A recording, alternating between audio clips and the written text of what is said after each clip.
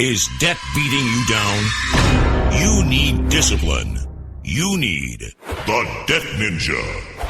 If you've been caught in a financial trap and need to be set free, then you need the Debt Ninja. Want to stop those harassing collection calls, start saving thousands in interest and fees, and get out of debt fast? Then you need to call the Debt Ninja. The Debt Ninja will find the best companies across the country that will help you consolidate all your bills into one easy payment, reduce your payments by 30 to 50%, and get you out of debt fast. If you have unsecured debt of $10,000 or more, such as credit cards, loans, or medical bills, call the Debt Ninja for a free 15-minute consultation. Call 800-826-1246. 800-826-1246. That's 800-826-1246. Call today. The Debt Ninja. Individuals and businesses with tax problems, listen carefully. Do you feel like you're losing control over your finances? If you owe over $10,000 in back taxes or have unfiled tax returns, we can help you take back control. The IRS is the largest and most aggressive collection agency in the world, and they can seize your bank account, garnish your paycheck, close your business, and file criminal charges. Take control of your tax problems now by calling the experts at Tax Mediation Services and take advantage of the Fresh Start program and new laws that may allow us to negotiate a settlement for the lowest amount possible. Our team of tax attorneys and enrolled agents can stop collections and get you protected so you can take control of your financial future. Tax Mediation Services is accredited by the Better Business Bureau. Call now for a free case review and a price protection guaranteed quote. Call Tax Mediation Services now at 800-610-9050. That's 800-610-9050. 800-610-9050. All writers are prone to becoming so attached to our characters and stories that we struggle to see why a passage may not be working. It takes another set of eyes to help us nurture our writing to full maturity. At Black Wolf Editorial Services, we strive to enable writers to develop and grow, shaping stories into masterpieces that can stand the test of time. Editing services are provided for all genres and all age categories. Services range from critiques of the short story through to the line edits of the full-length novel and copy editing for those preparing for publication. We also offer assistance on generating a writer's bio for your website, as well as help with those book blurbs and promotional material. We won't abandon you to the masses. We want to celebrate with you in your successes. Black Wolf Editorial Services, nurturing your writing into maturity. For a full list of services and prices, visit us at blackwolfeditorial.com.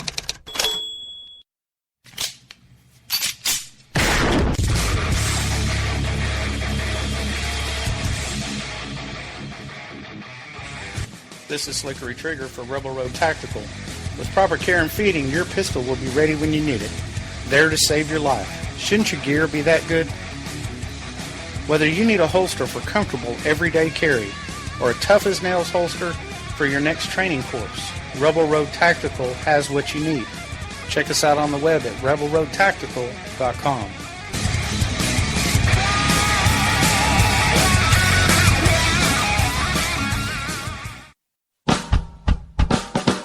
You're listening to the Spark Radio Network, internet radio like you've never heard before. Innovation, creativity, and imagination are all said to begin with a spark. So fasten your seatbelt and take the ride of your life and listen for the spark. You are listening to KLRN Radio, where liberty and reason still reign.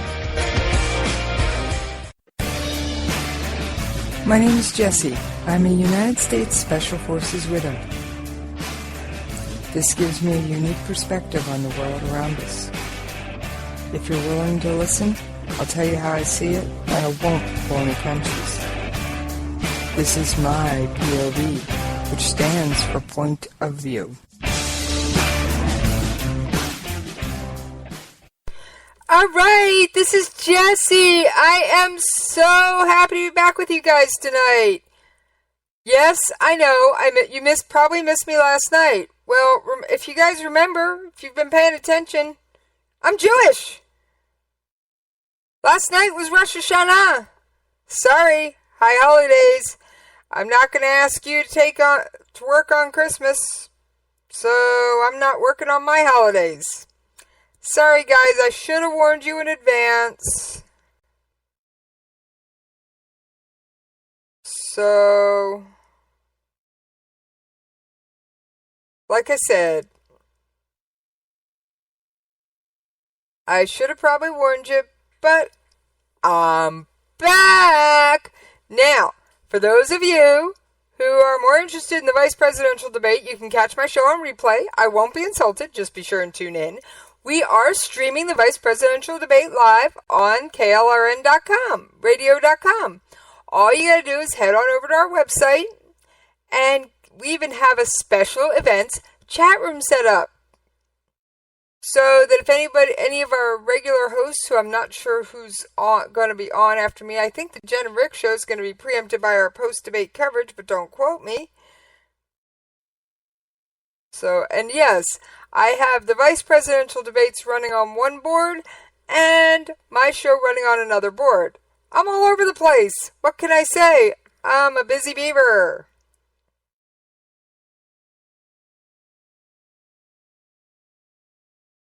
All right. I'm almost done with all the crazy stuff.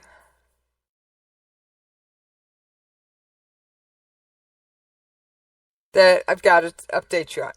Now, for friends of the coffee shop, the episode this past Sunday did not run, and I apologize, but I'm going to be real blunt. It just wasn't going to happen. I was flat out exhausted and skipped it. However, I did get the latest episode of Conversations in Science up and running on time. So, Host Kitty has stopped by to say hello. How you doing today, Host Kitty? Really? Really? You're talkative today. You're very conversant there, Host Kitty.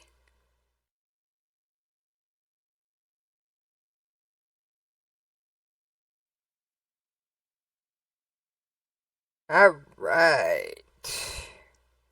And I'm going to tweet out a link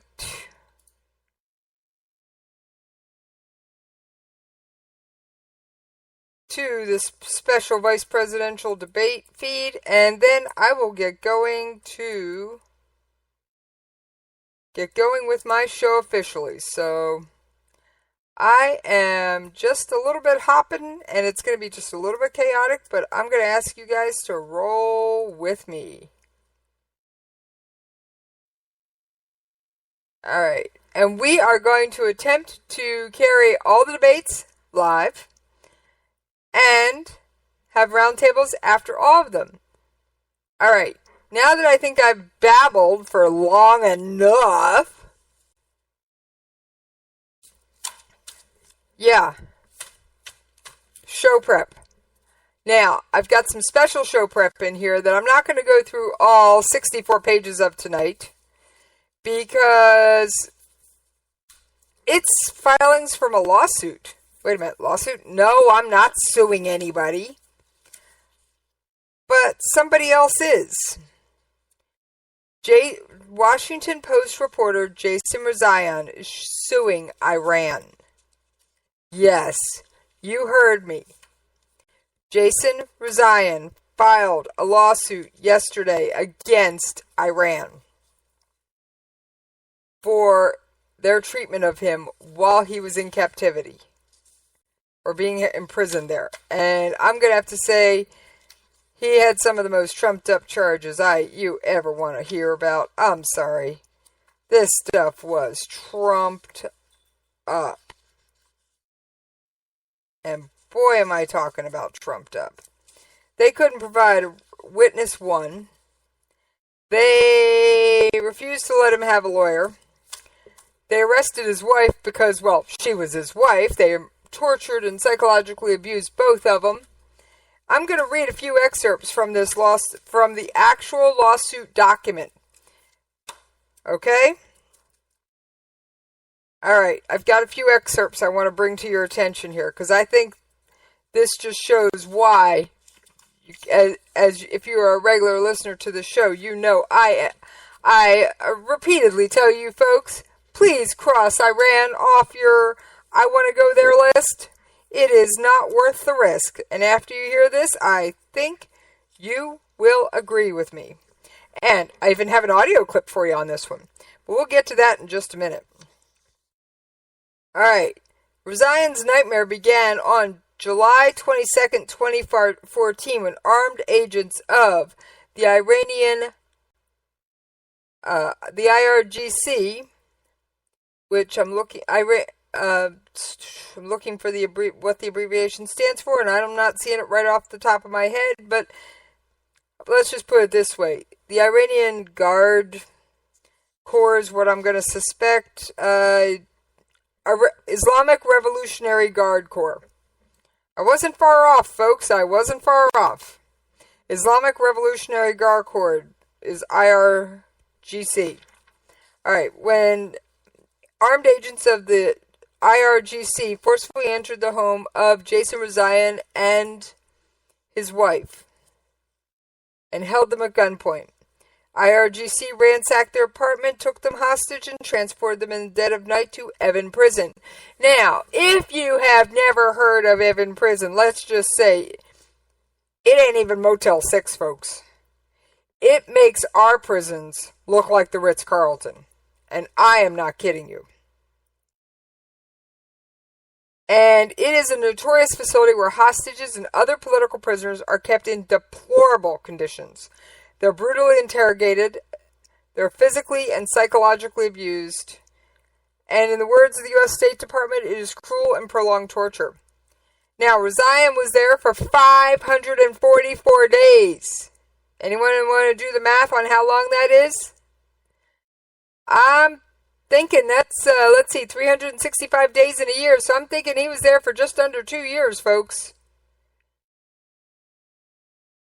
He was there from July 22nd, 2014 to January 16th, 2016. It was physical mistreatment, psychological abuse, prolonged solitary confinement, sleep deprivation, relentlessly interrogating him, denying him medical treatment. I mean, come on. This sound like fun? They threaten. Okay. You guys complain about our prison. For anybody who complains about the United States prisons, we're going to read this. He was threatened with dismemberment, execution, and other forms of cruel and unusual physical torture. They also threatened to maim and kill his wife and other family members. Jason suffered from various illnesses, infections, and other health complications, including rapid weight loss, acute respiratory complications, sores, infections, anxiety, paranoia, depression, and all of this was without medical care. Iran severely and intentionally exacerbated Jason's illnesses, infections, and other health problems by subjecting him to prolonged physical mistreatment and psychological torture. Alright. I'm not going to go into what his wife went through. I may have to do a slowdown and go through all of this.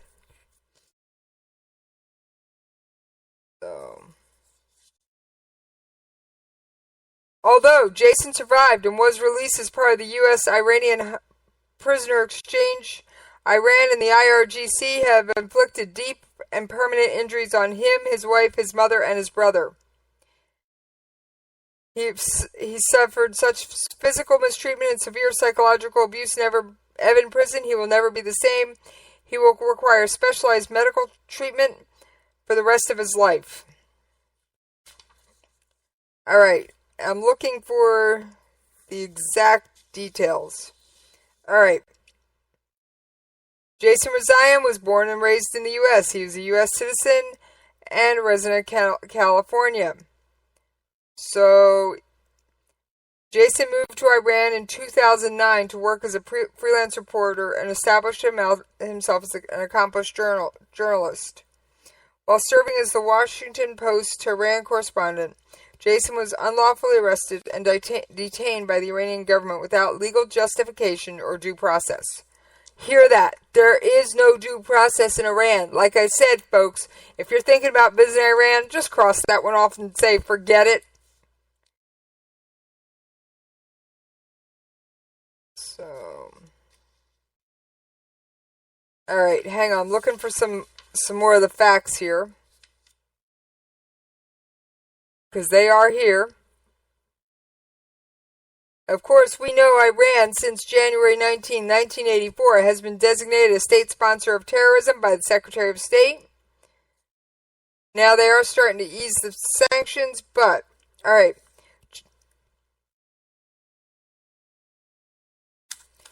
Between 2001 and 2008, Jason Rezaian visited Iran at least once every year.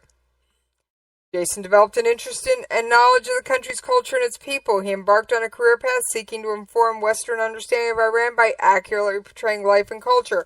That's why he moved to Iran in May 2009 to work as a freelance journalist. As the only U.S.-Iranian journalist at the time working full-time in Iran, Jason quickly developed a broad professional network reporting for news outlets including the Monocle, Global Post, the San Francisco Chronicle, and the Slate. In 2012, Jason became the Tehran correspondent for the Washington Post. Alright. He provided fair, accurate, and in-depth coverage of important domestic issues and international events, including the election of President Rouhani in 2013. He was one of the few American journalists to be granted reporting credentials in Iran, and he was committed to providing neutral and comprehensive reporting about Iran while respecting and complying with the strict rules for journalists in Iran. Alright. Jason met his wife in Dubai in July 2009. The two began dating. Jason returned to Iran and they were married in 2013. At that time, they planned to travel regularly between the United States and Iran, further pursue international journalism career. So, alright. Now, the U.S. originally imposed sanctions on Iran in 1979, when, following the Islamic Revolution, 52 U.S. nationals, they were embassy employees, all the way up through including the ambassador, were taken hostage. These people were held for 444 days. That's 100 days less than what Jason Rezaian was held, folks. And in 1987, hang on, I just lost my place. In 1987, the U.S. imposed embargo on Iranian goods and services in response to its support of terrorism in the Persian Gulf. Between 1995 and 1997, the United States effectively banned all trade and investment with Iran. Alright, so let's just say we haven't been on good terms with Iran in quite some time. Alright? Alright. I'm coming to some more facts about how the conditions Jason Rezaian was held under. Jason was kept in solitary confinement for approximately 50 days. During that time, he was held in a concrete cell, measuring roughly 8 feet long by 4 feet wide. Yes, I said 8 feet long by 4 feet wide, folks. That ain't very big. If you don't believe me, grab some masking tape and block it out. It ain't that long. Alright. The cell was cold, damp, dirty, infested with cockroaches and other insects. While in solitary confinement, Jason suffered anxiety, depression, and severe hallucinations. To deprive Jason of sleep, the defendants illuminated Jason's cell at all times and used a loud fan. For the first 4 months, yes, said 4 months, Jason was forced to sleep on the floor with only a scrap of rug separating him from the cold, damp concrete. Oh yeah. Now, about day 50, they moved him to another cell. But they also told him he might not be safe with the prisoners he's going to be housed with. Alright. Well, so he was blindfolded and then transported to his new cell. Yes, blindfolded. When's the last time you saw a prison guard here in the United States blindfold a prisoner? For any reason. Come on, folks. When?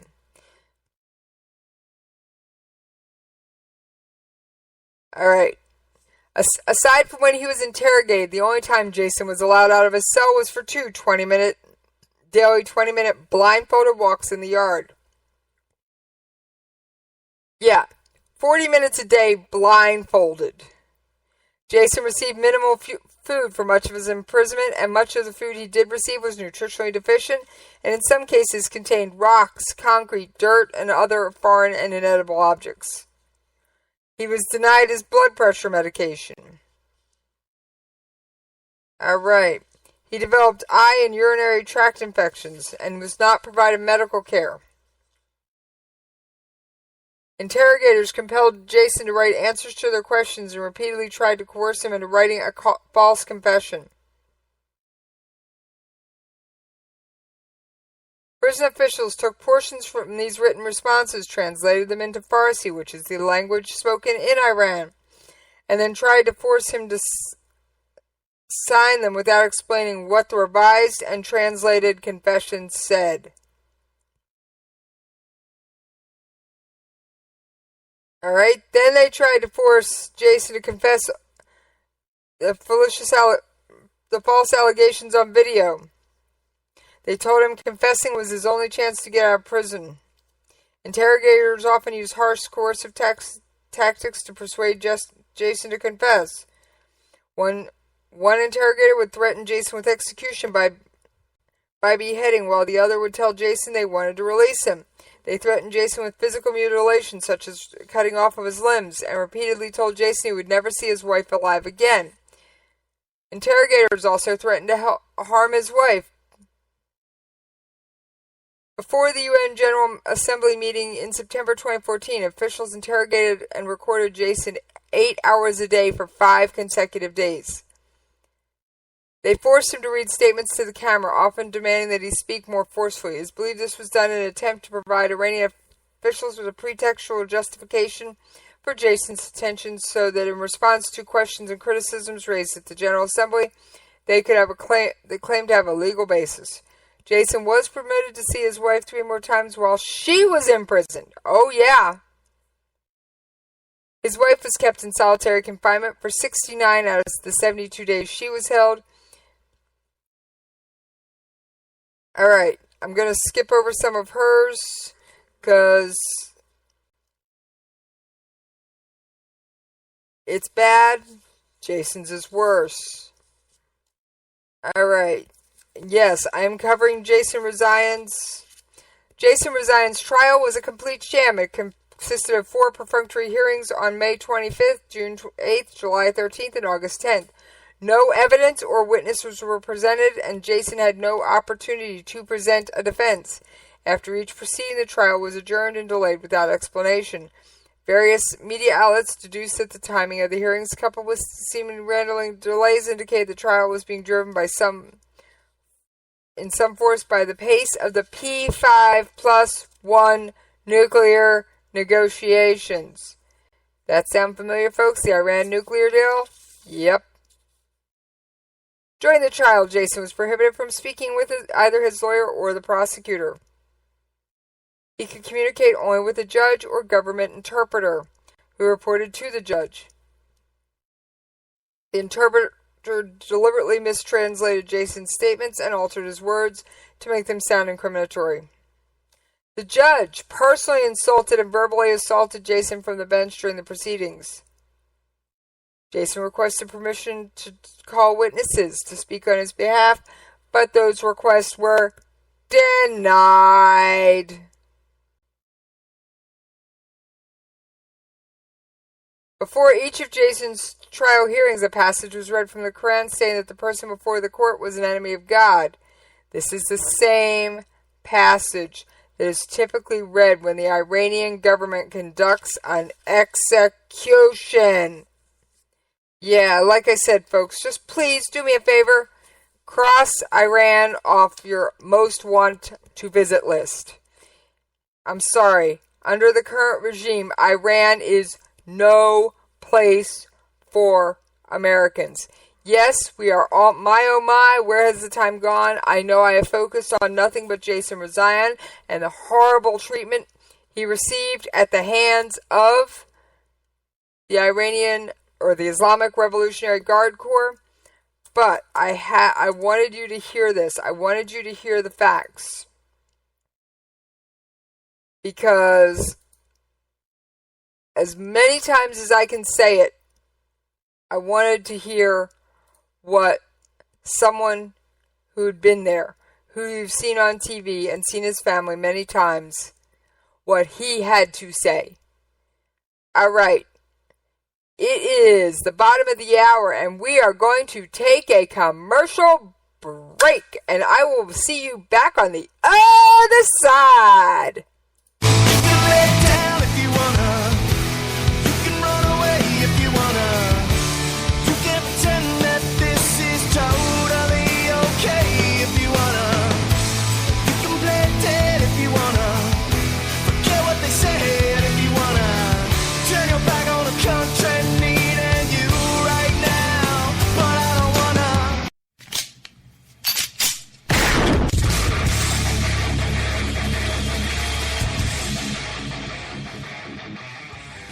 This is Slickery Trigger for Rebel Road Tactical. With proper care and feeding, your pistol will be ready when you need it. There to save your life. Shouldn't your gear be that good? Whether you need a holster for comfortable everyday carry or a tough-as-nails holster for your next training course, Rebel Road Tactical has what you need. Check us out on the web at rebelroadtactical.com.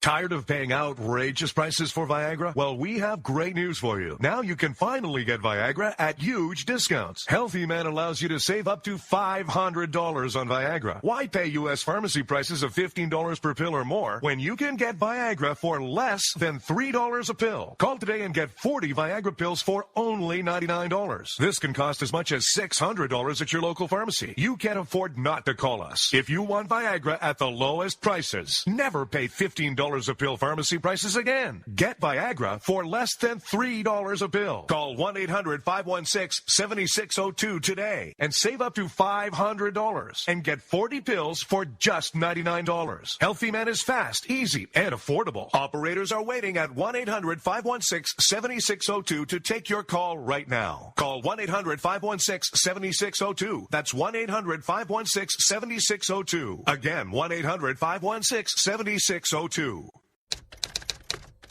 All writers are prone to becoming so attached to our characters and stories that we struggle to see why a passage may not be working. It takes another set of eyes to help us nurture our writing into full maturity. At Black Wolf Editorial Services, we strive to enable writers to develop and grow, shaping stories into masterpieces that can stand the test of time. Editing services are provided for all genres and all age categories. Services range from critiques of the short story through to the line edits of the full-length novel and copy editing for those preparing for publication. We also offer assistance on generating a writer's bio for your websites, as well as help with those book blurbs and promotional material. We won't abandon you to the masses. We want to celebrate with you in your successes. Black Wolf Editorial Services, nurturing your writing into maturity. For a full list of services and prices, visit us at blackwolfeditorial.com. If you want to work until you keel over, have less of everything in retirement, or give back more of your hard-earned money to the stock market again, then just ignore me. But if you'd like to protect the money you save, receive a steady, predictable retirement income, and enjoy financial security for as long as you live, then listen to this. You can download a free report that reveals the wealth-building secrets Wall Street and the banks don't want you to know. You'll learn how you can get guaranteed growth, safety, and real prosperity without risking your money in the Wall Street casino, and how to get the money you need when you need it, simply by asking for it. This is the best way to have a 100% secure retirement and know your money will last as long as you do. To learn more about this method and to get your free report, go to 29security.com. That's the number 29security.com. 29security.com. Go to 29security.com. You can lay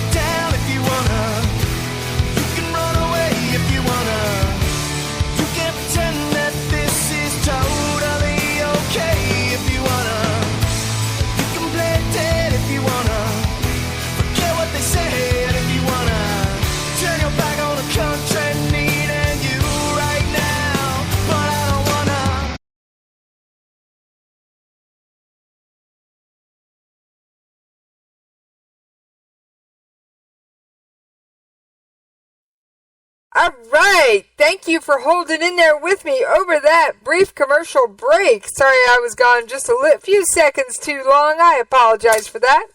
And yeah, you're going to hear some noise in the background. I am opening a new pack of staples.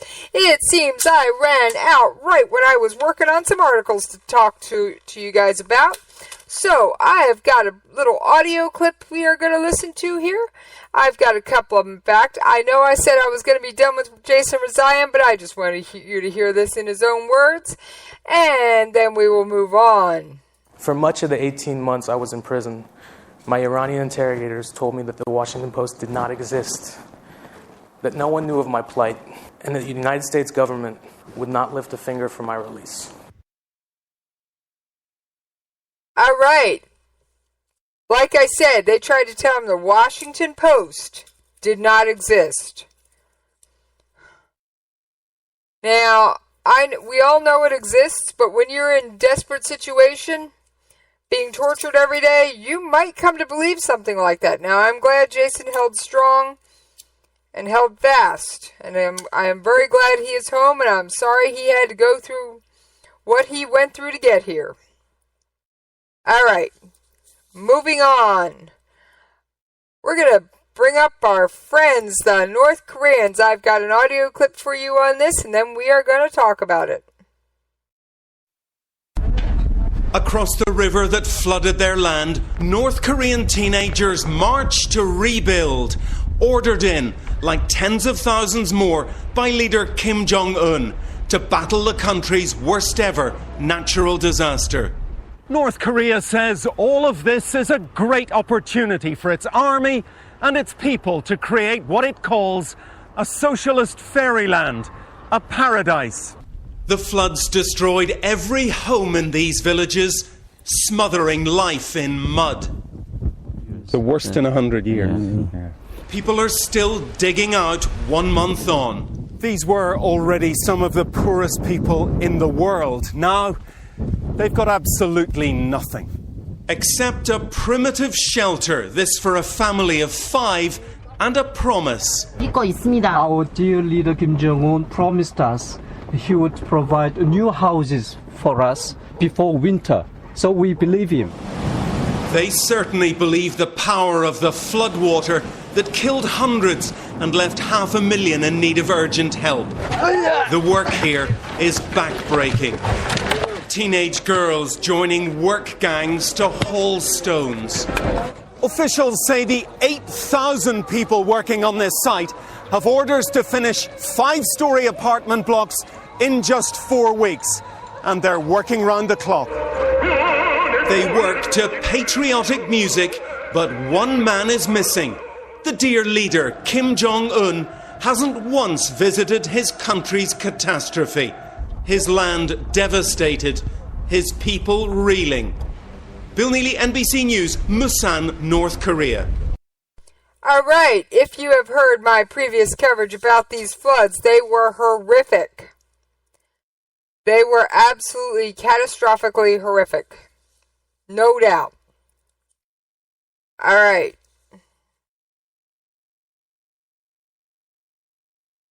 The work gangs toil to fix broken riverbanks, digging away mud that was piled deep by raging waters, and they are doing this work by hand. North Korea does not have much in the way of heavy machinery, so work is done by hand. All right, and it was a 4-hour drive on dirt roads. And this is one of the most inaccessible corners of North Korea. All right?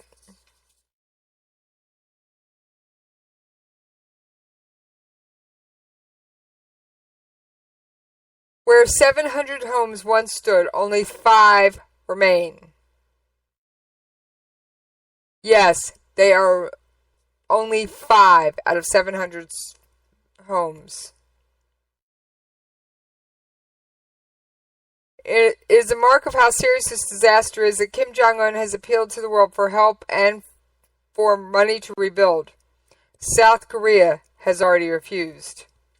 North Korea is asking everyone. I'm not going to reach out my hand to the United States, since one official. not after 70 years of their aggression. Many people are putting their trust in the all-powerful commander-in-chief. Our leader, Kim Jong-un, promised us he would provide new house for us before winter, so we believe him. For Kim, who rules some of the poorest people in the world, it is risky to do anything but support the leader. And he can't afford to lose popular support as his father did in the early 1990s when a flood was followed by a terrible famine that wiped out hundreds of thousands. So the North Korean teenagers basically are forced into doing back-breaking labor because dear leader says so. Now I will admit the people do need shelter by winter. I'm not going to deny that. I've actually visited South Korea, which I'm going to assume has very similar weather to North Korea. Yeah, I'm going to go out on a limb here. And it's pretty cold in the winter, and I was there in February. All right. Got a couple more things on North Korea, and then we are moving on. U.S. and China are locked in negotiations over curbing North Korea's energy trade in response to its fifth nuclear test. And this is according to 4 diplomats from the United Nations Security Council with direct knowledge of the talks. The world's 2 biggest economies, both of whom can veto any resolution, are discussing restrictions on North Korea's trade in coal, iron ore, and crude oil, according to the diplomats, who asked not to be named because the discussions are private. Oh, now everybody's had to say. Mr. Frog had to poke his nose in. The U.S. and its allies are seeking to tighten further sanctions against Kim Jong-un's regime to prod him into abandoning in pursuit of nuclear weapons that has only intensified in recent years, with the latest test coming September 9th. The measure stands little chance of success without support from China. The U.S. wants to strangle North Korea, but it's asking China to be the executioner, said Shi Youngming, an assistant research fellow for the Foreign Ministry-run Chinese Institute of International Studies. All right. In a statement to Bloomberg News on Tuesday, China's Foreign Ministry confirmed it is in negotiation with relevant parties on North Korea, without responding to questions on details, including whether restrictions on energy are under discussion. China accounts for more than 70% of North Korea's trade and provides most of its food, fuel, and energy supplies. This is according to data from China's General Administration of Customs. All right. In March, the UN passed its toughest sanction yet against Kim's regime, but a loophole allows it to trade for goods needed for livelihood or emergencies. China currently allows the import of coal and iron ore, both banned items under the UN sanction list, from the north if the resources are not related to Pyongyang's nuclear project. In other words, they're allowed to import the stuff from China as long as North Korea says, nope, nope, nope, this isn't for the nuclear project. Nope, nope, nope.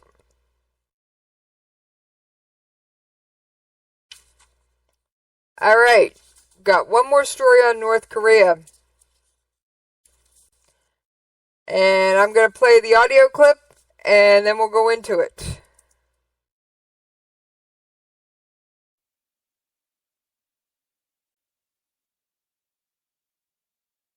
Tonight, a new warning that Kim Jong-un may try to provoke the U.S. and send a message of intimidation sometime in the next month, around the time of the November election. The warning comes from the Center for Strategic and International Studies, CSIS, and is published on its website, Beyond Parallel. The group says for some 60 years, Kim, his father, and grandfather have demonstrated a pattern of trying to incite tensions around the time America votes.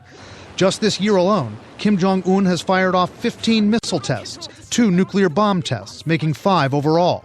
What could be next? I think it could be a 6th nuclear test. It could be launching of their rocket to put a satellite in orbit, which demonstrates ballistic missile capability. Doing a major test would be a way of trying to intimidate the incoming president.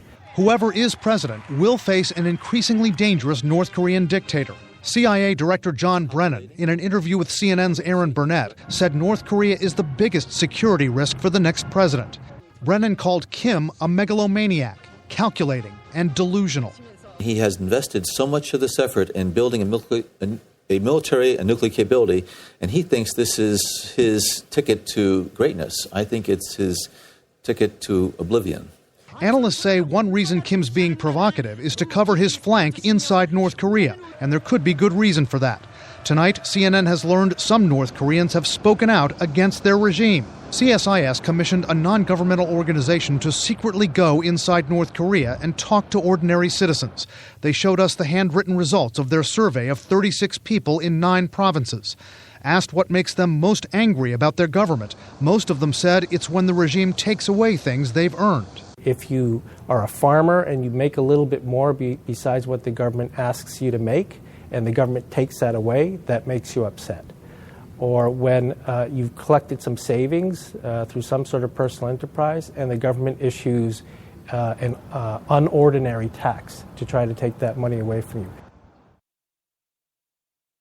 All right, so the North Korean government likes to take every red cent you have. They want you to have only what they hand out to you. You are not permitted savings. You are not permitted anything outside of what they say you can have. All right.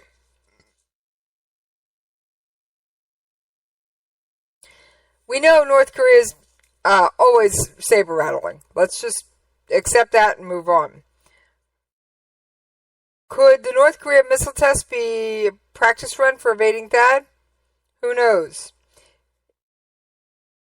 Now, we have seen information from their website, 38 North. I have seen it. I do keep up on their website. That it appears that North Korea is preparing for a 6th nuclear test. Now, whether they've started the final preparations, we don't know, because they have blocked the entrance to the tunnel, so satellites can't see what comes and goes. So I'm going to have to check out that study on the CSIS website, but let's look into a little bit more. All right.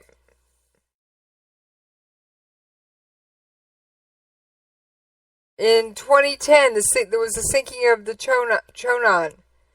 It is a South Korean warship, and it was sunk with a torpedo.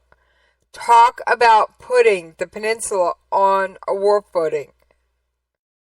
That was insanity.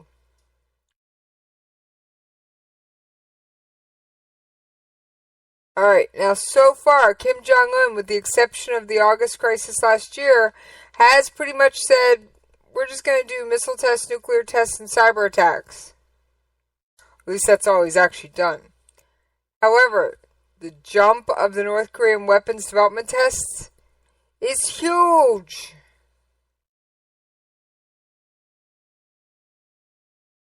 Any provocations carry an increased risk of escalation these days for 2 reasons.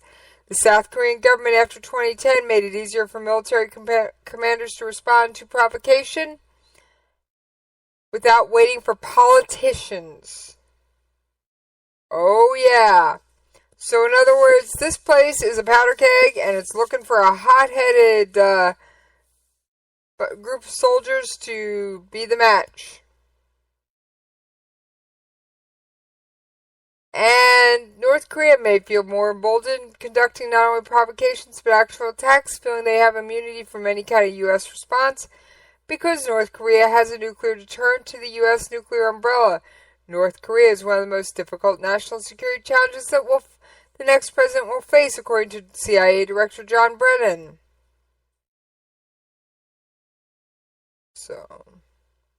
And according to John Brennan, Kim Jong-un's nuclear arsenal missile capability is not just a threat to his neighbors.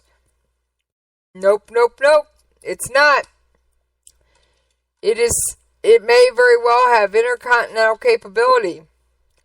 And that is scary. Intercontinental ballistic missiles under the hands of Kim Jong-un. No offense, I'd rather have them under the hand of Donald Trump. But national security analysts say the U.S. appears to have very little leverage to stop the North Korea's nuclear program from racing ahead. So, there's not much we can do about it, but we do have to keep an eye on it. Alright, North Korea and Jason Razan are not the only stories in the news today. United States conducts airstrike in Syria. Senior Al-Qaeda leader killed, which is a good and bad thing. Prominent Al-Qaeda leader Ahmad Salama Mubarak was targeted in a U.S. drone strike in Syria, but his death was still being confirmed, said the Pentagon on Tuesday. So, and there's also been a resurgence of core Al-Qaeda in Syria, particularly through its one-time Syrian affiliate, Al-Nusra, which has been a key Islamist rebel group in the Syrian rebel war. Although Al-Nusra Front said it was cutting off ties from Al-Qaeda in July, Davis alleged that the group would change its name to Jabhat Fatah al-Sham. That same month still has ties to the group. The seized laptops were described by Central Intelligence Agency operatives at the time as the Rosetta Stone of Al-Qaeda.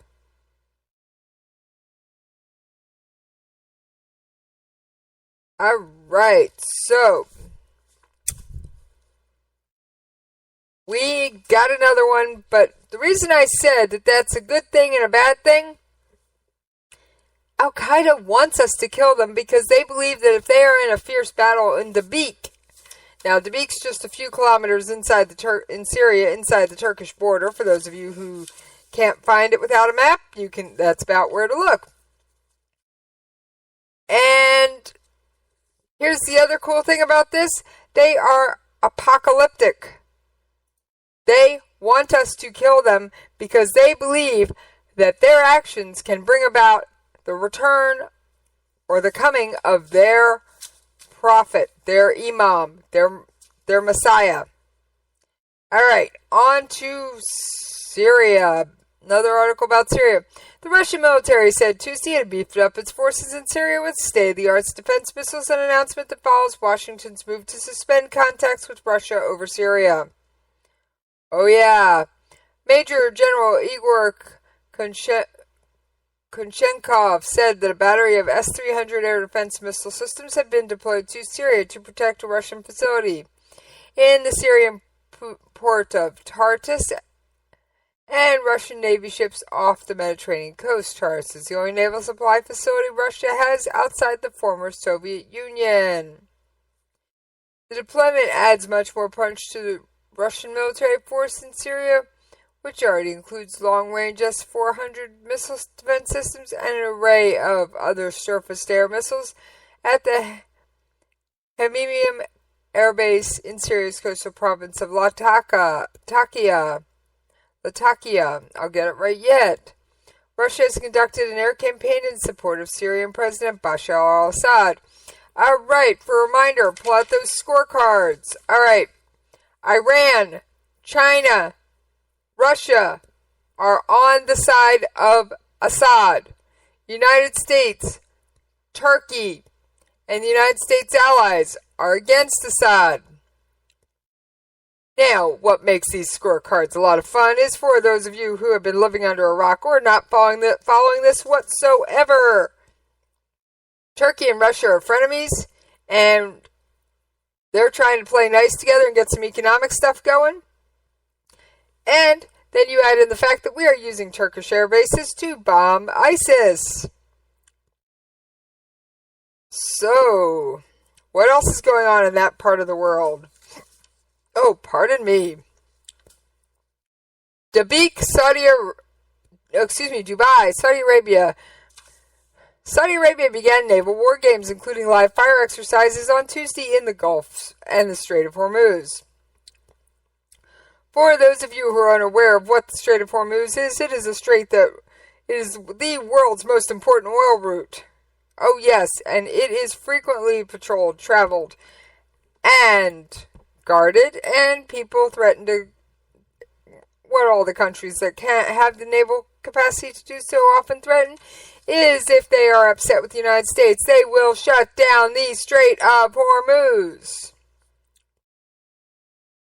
According to Saudi Arabia, the maneuvers are aimed at testing combat readiness and preparation for the protection of the marine interests of the Kingdom of Saudi Arabia against any possible aggression.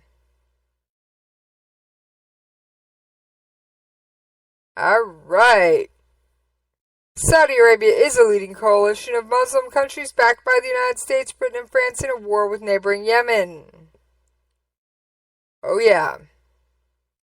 The campaign aimed at restoring a government ousted by Iran allied militia is part of a more assertive effort by Riyadh since last year to counter Iran's influence.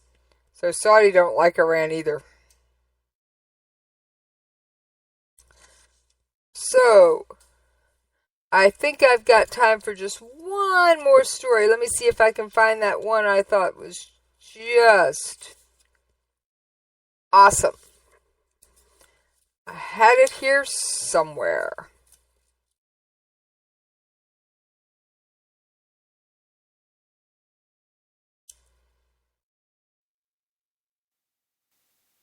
Alright, here it is.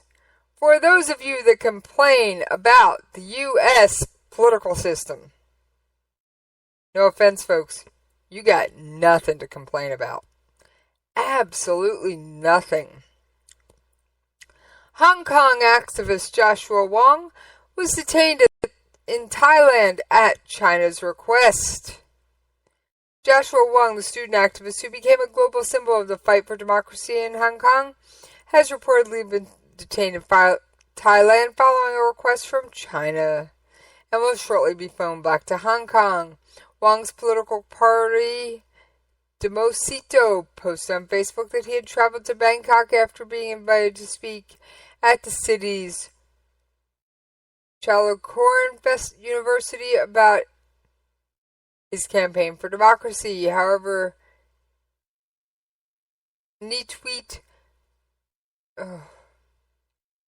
Chotipasil, the Thai student activist who was due to meet Wong in Bangkok, notified the party that Wong had been detained at the airport.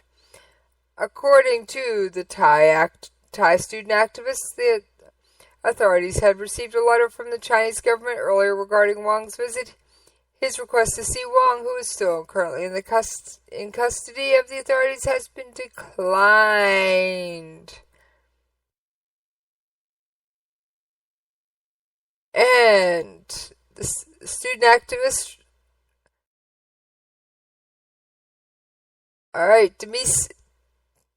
Demosito strongly condemns the Thai government for unreasonably limiting Wong's freedom and right to entry, and requests the immediate release of Wong. In the meantime, we request the Hong Kong Immigration Department's assistance in assuring Wong's safety. Oh, yes.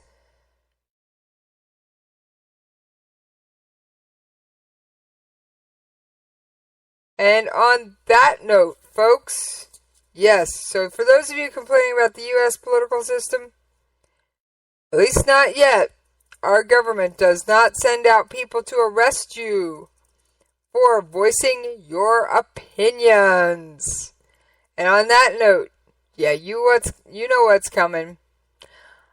I'm out of here!